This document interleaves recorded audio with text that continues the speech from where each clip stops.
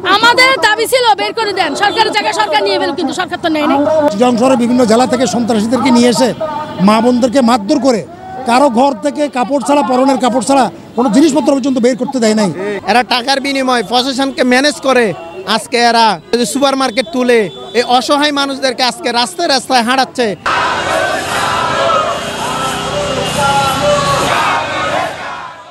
আওয়ামী সরকারের প্রভাব বিস্তার করে চট্টগ্রামের আইস ফ্যাক্টরি রোডের রেলওয়ের ভূমিতে অবৈধভাবে নির্মিত মার্কেট উচ্ছেদের দাবি জানিয়ে মানববন্ধন ও বিক্ষোভ মিছিল করেছে আইস ফ্যাক্টরি রোড ছিন্নমূল বস্তিবাসী বাস্তুহারা সমন্বয় সংগ্রাম পরিষদ। 23 এপ্রিল সকাল 11 ঘটিকায় চট্টগ্রাম প্রেস ক্লাব প্রাঙ্গণে আয়োজিত মানববন্ধনে ছিন্নমূল বস্তিবাসী সর্বস্তরের জনসাধারণ অংশগ্রহণ করেন।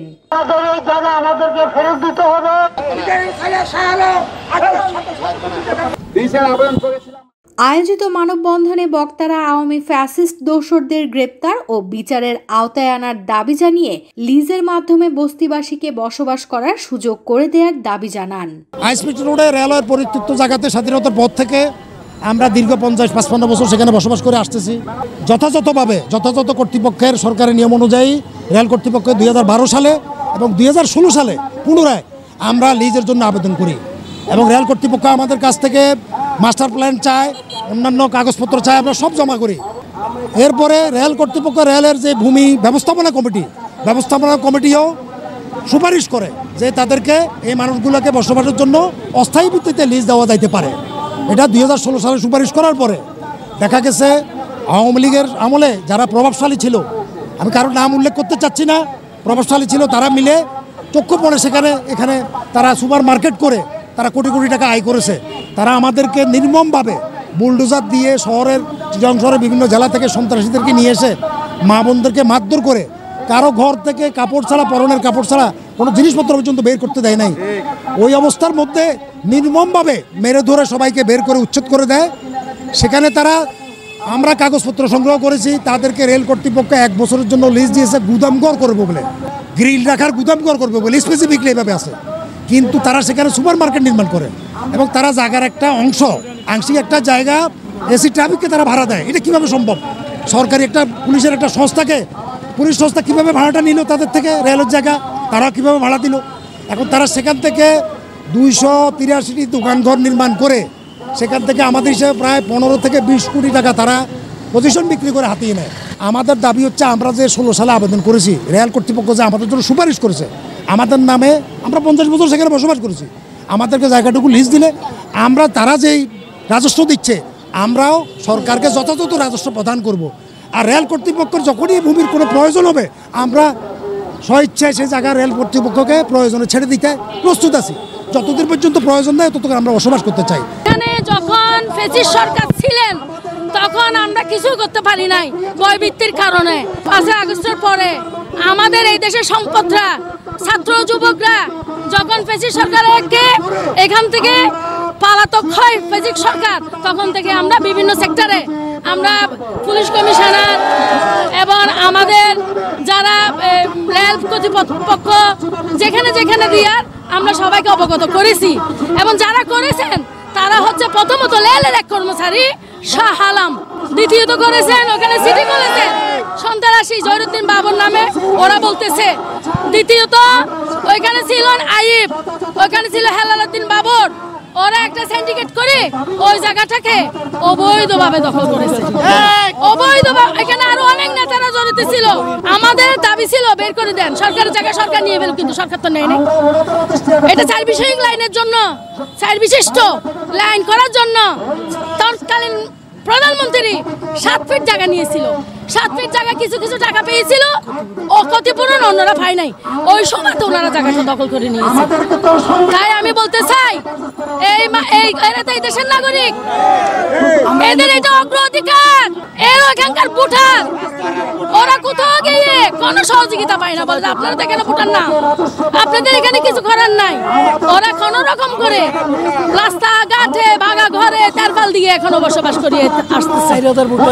তাই আমি আপনাদের মাধ্যমে সারা দেশকে জানাইতে চাই, এদের জন্য অতি শীঘ্রই যেই জায়গাতে তারা ছিল তাদের ওইটাই দাবি, ওই জায়গাটা ওদেরকে ফেরত দেওয়া হোক।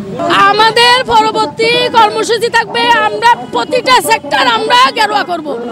আমরা ঢাকা গিয়ে যারা অন্তর্কালীন সরকারের দায়িত্ব পালন করিতেছে, ভূমি মন্ত্রী থেকে শুরু করি, আমরা স্বরাষ্ট্রমন্ত্রী, উপদেষ্টা, রেল মন্ত্রণালয়, আমরা সব গেরুয়া করবো ইনশাল্লাহ।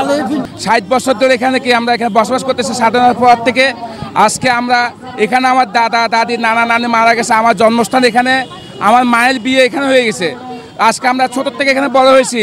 আমাদেরকে ওই ভূমিদস্যু শাহ আলম, ওই আয়ুব আলী, সন্ত্রাস বাবর আলী, ওনারা কোনো নোটিশ না দিয়ে, রেলের থেকে কোনো নোটিশ না দিয়ে আমাদেরকে কি উচ্ছেদ করা হয়েছে। কোনো অপরাধ নাই, কোনো কিছু নাই। আমাদের একজনের 3 থেকে 4 লাখ টাকা ক্ষতি হয়ে গেছে। এখন আমরা ন্যায্য আমাদের অধিকার নিয়ে, আমাদের দাবি নিয়ে আমরা মানববন্ধন করতেছি, আর ওদের গ্রেপ্তারের, ভূমিদস্যুদের গ্রেপ্তারের দাবি জানাচ্ছি।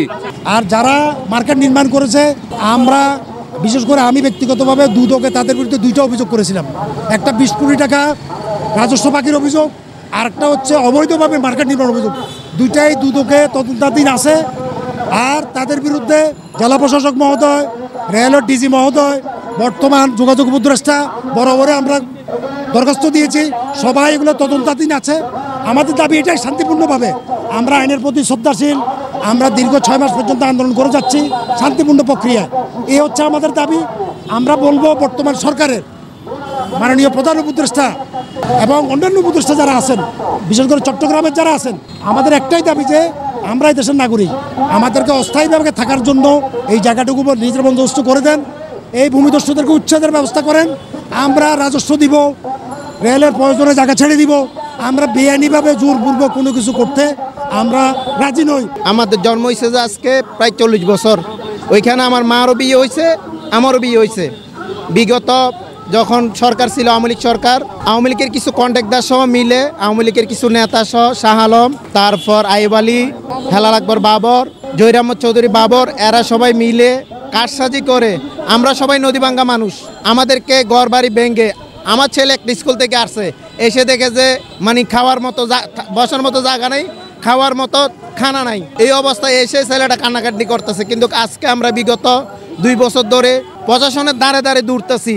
এরা টাকার বিনিময়ে প্রশাসনকে ম্যানেজ করে আজকে এরা সুপার মার্কেট তুলে এই অসহায় মানুষদেরকে আজকে রাস্তায় রাস্তায় হাঁটাচ্ছে।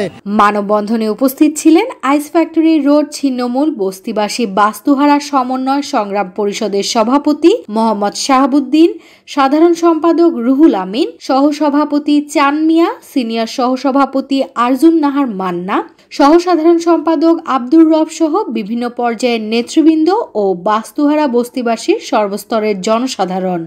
Desk news, news day 24।